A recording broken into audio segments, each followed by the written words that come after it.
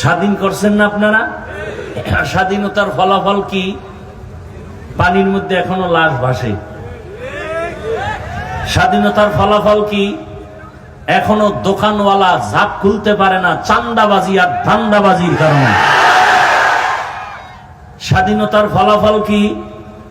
পাথর দিয়ে মানুষকে মারা হয়। স্বাধীনতার ফলাফল কি? বাবার সামনে মেয়েকে ধর্ষণ করা হয়। স্বাধীনতার ফলাফল কি? স্বামীর সামনে স্ত্রীকে ধর্ষণ করা হয়। আমি কি বানায় বলছি? এই স্বাধীন করছিলেন আপনারা? আমি সেদিন ঢাকায় বলেছি সব স্বাধীন বাদ, নতুন করে আর একটা স্বাধীন করতে হবে দেশকে। সেই স্বাধীন হবে ইসলামের স্বাধীন। ইসলামের স্বাধীন যতদিন হবে না, আল্লাহর কসম, ততদিন পর্যন্ত এই জমিনে চাপাবাজি চলবে, শান্তি কেউ দেখবে না। কিসের স্বাধীন? ইসলামের স্বাধীন যখন শুরু হবে, তখন মেয়ে রাস্তা দিয়ে হেঁটে যাবে, কেউ চোখ তুলতে পারবে না। চোখ তুললে চোখ উপরে ফেলা হবে। দোকানওয়ালা দোকান খুলবে স্বাধীনভাবে, জাপ খোলা থুইয়া নামাজে যাবে। চোর যদি চুরি করার জন্য হাত বাড়ায়, ওর হাতের কবজি পর্যন্ত কেটে দেওয়া হবে। বাইতুল মুকাররমের সামনে এক চোরের হাত কাটলে বাংলাদেশের সব চুরি বন্ধ হয়ে যাবে। ইসলাম ছাড়া এটা সম্ভব না। ইসলাম আসার পরেও চূড়ান্ত ইনসাফ হবে না। সেই চূড়ান্ত ইনসাফের জন্য আর একটা আদালত দরকার। সেই আদালতের নাম কিয়ামতের আদালত। রাজনীতির মধ্যে ধর্মকে টানা যাবে না। কেন কেন বলে, আগুন পানি যেমন এক না, ধর্ম আর রাজনীতি। বলে ধর্মের সাথে রাজনীতিকে টানবেন না। আরে আমাদের ইসলাম তো দুর্বল ইসলাম না, আমাদের ইসলাম তো পাওয়ারফুল এবং পারফেক্ট। কোন দিকের দুর্বলতা নাই। ইসলাম আছে, রাষ্ট্রনীতি নাই, রাজনীতি নাই। এই ইসলাম আমরা মানি না। বরং পৃথিবীতে একমাত্র পবিত্র রাজনীতি হলো ইসলামী রাজনীতি, আর সব নাপাক। একমাত্র পবিত্র রাজনীতির নাম ইসলাম। কেমন মিলানো! হেরা বলে আগুন পানি এক না, ধর্ম আর রাজনীতি এক না। কি আজীব কারবার! আপনাদের থেকে জবাব চাই, জেনে শুনে বুঝে জবাব দিবেন।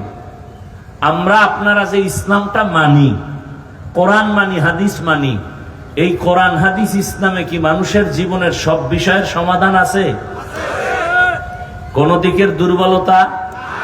বুঝে শুনে বলছেন?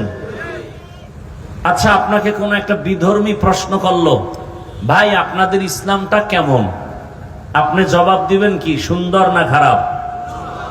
আচ্ছা ভাই, কেমন সুন্দর? সব লাইন থেকে বুঝান তো। আচ্ছা বলেন তো, আপনাদের ইসলামে, কোরআনে ব্যক্তি জীবনের সমস্যার সমাধান আছে? কি বলবেন? বলেন। আছে। পরিবারের সমস্যার সমাধান আছে। অর্থনীতির সমস্যার সমাধান।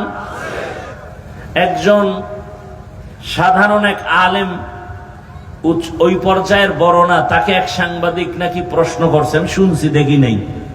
বলে আপনাদের ইসলামে অর্থনীতি কেমন? সে বলে আমাকে ভাবতে হবে, দেখতে হবে। আমি তো চ্যালেঞ্জ দিয়া বলি, পৃথিবীতে পুত পবিত্র এবং কল্যাণমুখী, অকল্যাণের বিন্দু কোনো ছাপ নাই। কল্যাণমুখী অর্থনীতির নাম ইসলামী অর্থনীতি। ইসলামী অর্থনীতি মানুষের কল্যাণ দিতে পারে, বাকি সব অর্থনীতি মানুষের দুর্দশা টেনে আনে। আমি চ্যালেঞ্জ দিয়া যাচ্ছি, সন্দ্বীপের মানুষ, এই জমিনে যেদিন ইসলামের অর্থনীতি বাস্তবায়ন হবে, সেদিন থেকে টের পাবেন দারিদ্র বিমোচন সব বন্ধ হয়ে যাবে। যতদিন পর্যন্ত ইসলামের অর্থনীতি জমিনে বাস্তবায়ন হবে না, ততদিন পর্যন্ত কোনোদিন এই অর্থনীতির কল্যাণ পরিপূর্ণ আসবে না, দারিদ্র বিমোচন হবে না। এখন অর্থনীতি কি, এটাই তো আমরা বুঝি না, আলোচনা নাই। ইসলামের অর্থনীতির একটা শাখার নাম যাকাত। ইসলামী অর্থনীতির একটা পয়েন্ট হলো সাদকা। ইসলামী অর্থনীতির একটা পয়েন্ট মানুষকে, অসহায়কে ধার দাও। আপনাদের সন্দ্বীপে বহু টাকাওয়ালা আছে, গরিব গিয়া বলে আমাকে 5,000 টাকা ধার দেন 15 দিন, বলে নাই নাই নাই। বড়লোক বলে নাই, কানে কানে মুখ লাগায় বলবেন, এই কপাল ভরা সুদে দে, সুদে বলবে 1 লাখ দিব, 1 লাখ, কালকে চলে আসো। এরকম কুলাঙ্গার নাই? 5,000 টাকা ধার দিতে চায় না, সুদে লাগাতে চায় লক্ষ টাকা। তার মানে ও চায় ওর মায়ের সাথে, ওর গর্ভধারিণী মায়ের সাথে 24টা ঘন্টা শুধু জিনার গুনাহ করতে চায়। কথা বলেন না কেন? সুদের সাথে যারা জড়িত এরা কত বড় আল্লাহর দুশমন। আল্লাহ বলেন আমি নিজে তার সাথে যুদ্ধ করার জন্য তো রেডি আছি। আর এক দলের কথা আছে বুখারী শরীফে, তারা কারা? যারা ওলিয়া উলিয়া মানে না। আল্লাহ বলেন আমিও তাদের সাথে যুদ্ধ করব। মান আদালি ওয়ালিয়ান ফাকাদ আযানতুহু বিল হারব। ওলিয়া উলিয়ার দুশমন যারা, এরাও আল্লাহর আদালতে চূড়ান্ত দুশমন। আল্লাহ নিজে ওদের সাথে যুদ্ধের ঘোষণা দিয়েছেন। আর সুদের সাথে জড়িত যারা 24 ঘন্টার সেকেন্ডে সেকেন্ডে অল টাইম জেনার গুনাহ, তাও কার সাথে? মায়ের সাথে। আপনি চিন্তা করতে পারেন, লজ্জা থাকলে মরে গেলেও তুই হারাম খাওয়ার কথা না।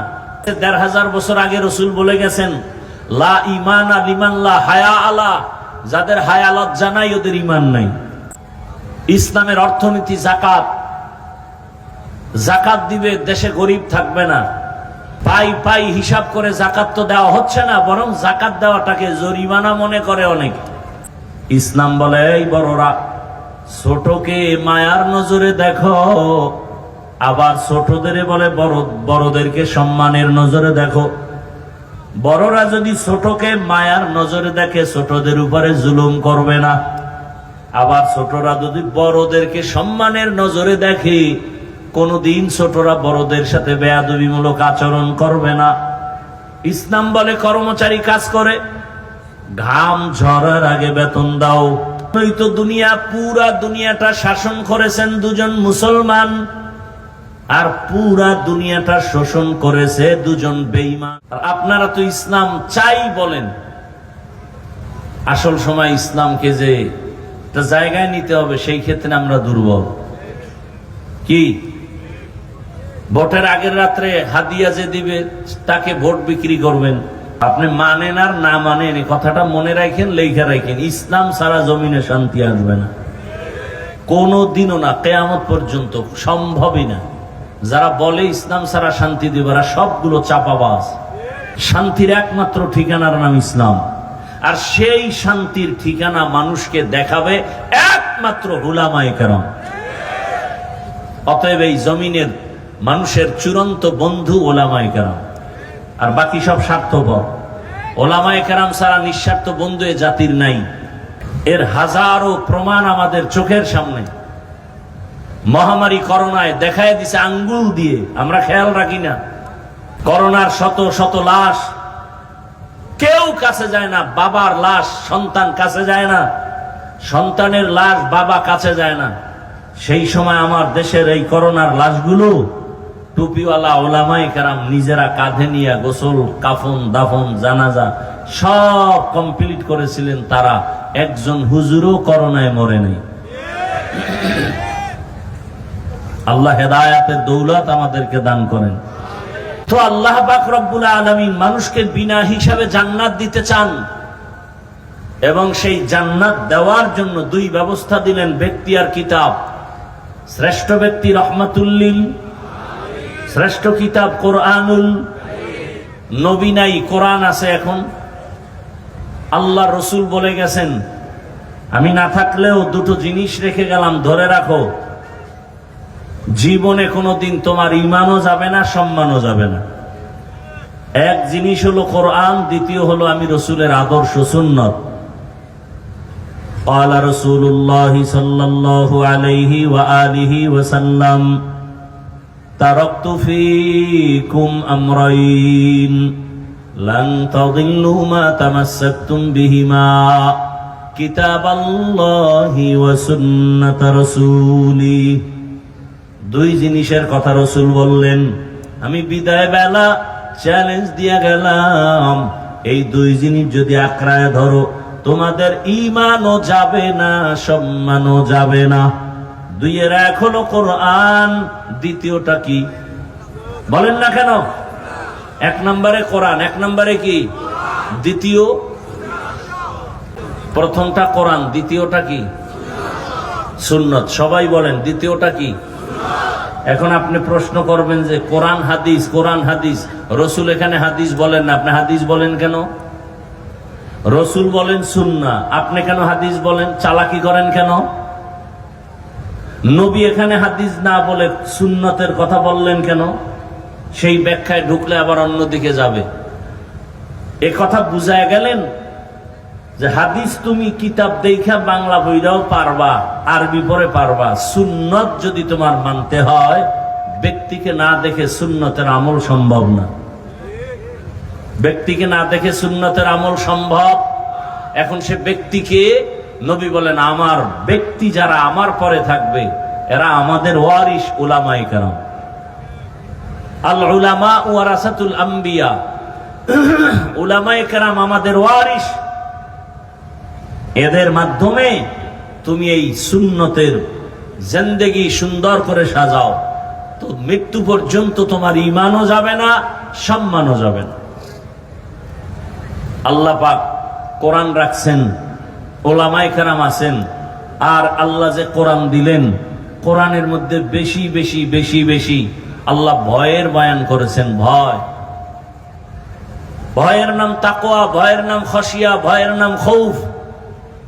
আমি যে আয়াত পড়েছি আল্লাহ এখানে ভয়ের কথা বলেন, ওয়া আম্মা মান খাফা মাকামা রাব্বিহি ওয়া নাহান নাফসা আনিল হাওয়া ফাইন্নাল জান্নাতা হিয়াল মাওয়া। হর কে দারদ খৌফে হকদার দিল মাদাম জান্নাতুল মাওয়া দেহদ উরা মাকাম জুজবা হকচি যে মখাজ ইনসুজা ফজলে উআ মস্তে দর জুমলা জাহা।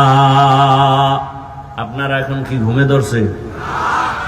আমি তো জানি বাঙালিরা রাতে ঘুমায় না, মোবাইলের হক আদায় করে। ওয়াজে আসছো, সেখানে মোবাইল নিয়ে আসছো কেন? কি মোবাইলের কাজ কি ওয়াজের প্যান্ডেলে? বলো। একটা মানুষ যৌক্তিক একটা জবাব দিতে পারবে না। কপাল পুড়ে গেছে। কে বুঝাবে এই জাতিকে? যেই রসুলের চেহারার দিকে একবার তাকাইলে জাহান্নামের আগুন হারাম। কেমন রহমতের নবী আমার, যেই রহমতের নবীর চেহারা একবার দেখবে পেটের ক্ষুধা থাকে না। কেমন রহমতের নবী, সেই রহমতের নবীকে 13 বছর দেখলো, বয়ান শুনলো, কালেমা পড়ে নাই। নাম জানেন এই বেঈমানের? গর্বা সুরত আদমি ইনসা বুদে আহমদ বু জাহলো হামেক সাবুদে। অন্যদিকে 27 বছরের এক যুবক তরবারি নিয়ে দৌড়ায় নবীকে জবাই করবে। কয় বছরের? 27 বছরের যুবক তরবারি নিয়ে দৌড়ায় আমার রসুলকে জবাই করার জন্য। কাছে গিয়া নবীর চেহারা দেখে তরবারি ফালায় বলে, ইয়া রাসূলুল্লাহ, দয়া করে আমাকে মাফ করে দেন, কালেমা পড়ায় মুসলমান বানায় দেন। রসুলকে জবাই করতে গিয়া কালেমাওয়ালা হয়ে গেল। নাম কি? এর নাম কফাল। 13টা বছর বয়ান শুনলো, একই দস্তরখানে খাইলো, চেহারা দেখলো কালেমা পড়ে না, আবু জাহাল। এর নাম কফাল। আর 27 বছরের যুবক তরবারি নিয়ে রসুলকে জবাই করতে গিয়া কালেমাওয়ালা হয়ে গেল। এর নাম কফাল। সেই কপালওয়ালা এত দামি হয়ে গেল, 5 মিনিটের ব্যবধানে তরবারি নিয়ে বাইতুল্লাহর পার্শ্বে হাতিমে কাবায় দাঁড়ায় বলে, বেঈমানের আয়, মুহাম্মদের বিরুদ্ধে কথা বলবি, আমার তরবারি তোর জন্য রেডি হয়ে গেছে। সেই উমর এখন যে রাস্তা দিয়া চলে, শয়তানও রাস্তায় আসে না। চিন্তা করতে পারেন, নবীরে জবাই করবে আর এখন তাকে শয়তান ভয় পায়। ওমর যেই রাস্তায় চলে শয়তান নাই, শয়তান ভয় করে। একটা যুবক মদের বোতল নিয়ে হাঁটতেছে রাস্তার মাঝে, ওমরের দেখেই ভয় পেয়ে গেছে, যদি ওমর পায় আমার কল্লা ফেলে দিবে, তরবারি কথার আগে রেডি। এমন তওবা করছে, ও আসমানের মালিক তুমি আর আমার ওমর থেকে বাঁচাও, আমি আর জীবনে মদের বোতল হাতে নিব না। যুবক মদের বোতল নিয়ে দাঁড়ায়, ফালাইতেও পারে না, ওমরের নজর হয়ে গেছে। কাছাকাছি আইয়া কয় ওমর, এই যুবক বোতল দে। বোতলের ভেতরে কি? ভয় পায়, দেয় না, কয় ভয় পাও কেন, দে। যুবক এমন মানসিক ভাবে দুর্বল হয়ে তওবা করে বোতল দিল। ওমর তাকায় দেখে বোতলের মধ্যে এক ফোঁটা মদও নাই, পুরা বোতলটাই দুধে ভরা।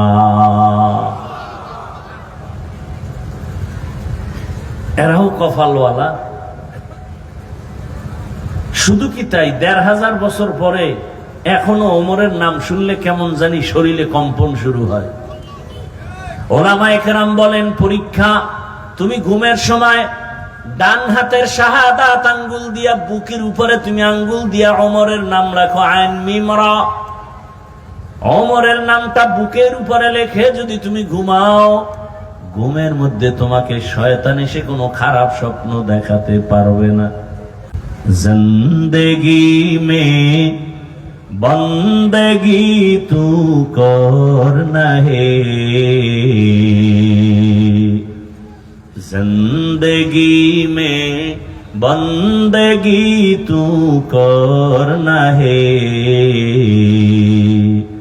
जिंदगी बे बंदगी शर्मिंदा है, जिंदगी बे बंदगी शर्मिंदा है। दुनिया में हो दुनिया का तलबगार ना हो, बाजार से गुजर हो खरीदार ना हो,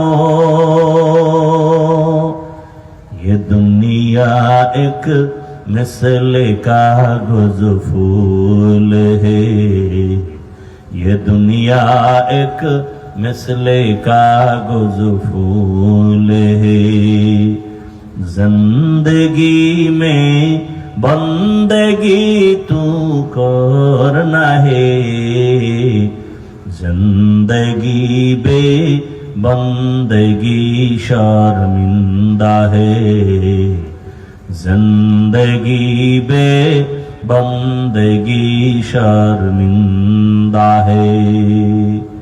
কপালওয়ালা। জানি না এই ময়দানে ওমরের মতো কপালওয়ালা কারা, আবার আবু জাহালের মতো কপালওয়ালা কারা জানি না। বয়ান জানে, বয়ান শুনে, তারপরও মোনাজাত না দিয়া রাস্তায় গিয়া শুধু বিরোধিতা করে, এমন বেয়াদব আছে না নাই? আর একদল ওমরওয়ালা কপাল,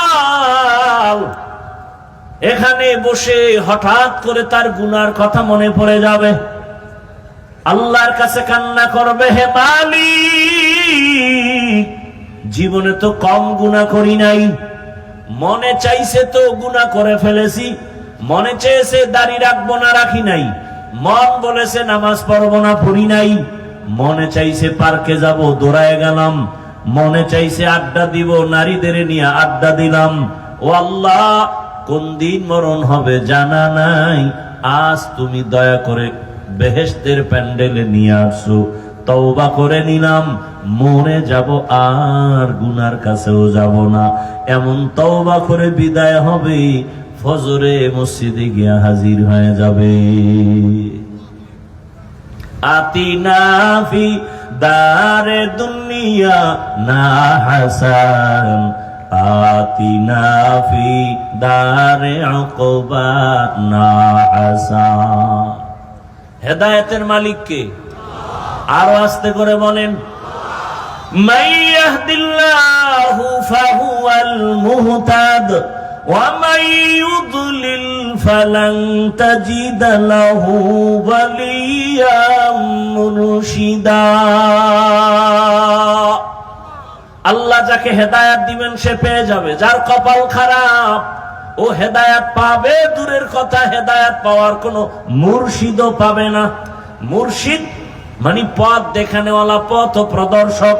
কপাল বড় খারাপ। দোয়া করি আল্লাহ ওমরওয়ালা কপাল আমাদের দান করেন। আরো জোরে বলেন, ইয়া ইলাহি মুঝসে মুঝকো দূর কর, তাকে দেখো মুঝ মে তুঝকো এক নজর।